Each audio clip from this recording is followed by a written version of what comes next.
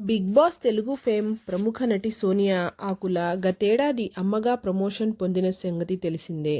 ఓ పండంటి ఆడబిడ్డను ప్రసవించిన ఆమె శిఖా వీరగోని అని పేరు పెట్టుకున్నారు. అయితే ఈ పాప పుట్టి 3 నెలలు కాలేదు, అప్పుడే గిన్నిస్ బుక్ రికార్డులోకైతే ఎక్కింది.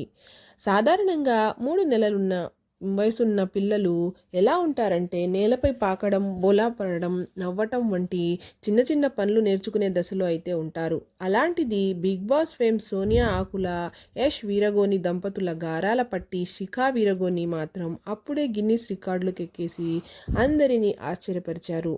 ఒకటి కాదు, రెండు కాదు, ఏకంగా 5 ప్రతిష్టాత్మక వరల్డ్ రికార్డులను ఖాతాలో వేసుకుని చిన్న వయసులోనే సంచలనం సృష్టించింది. శిఖా వీరగోని కేవలం 3 నెలల 29 రోజుల వయసులోనే ప్రపంచ రికార్డును నెలకొల్పారు.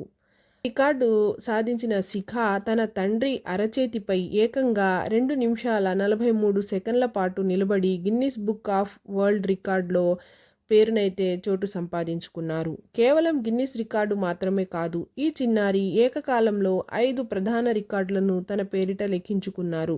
గిన్నిస్ వరల్డ్ రికార్డ్తో పాటు Limca book of record, Asia book of record, India book of record మరియు తెలుగు బుక్ ఆఫ్ రికార్డ్స్లో శిఖా స్థానమైతే సాధించారు. బహుశా ఇంత చిన్న వయసులో ఇన్ని రికార్డులు సాధించడం ప్రపంచంలోనే ఇదే తొలిసారి కావచ్చేమో.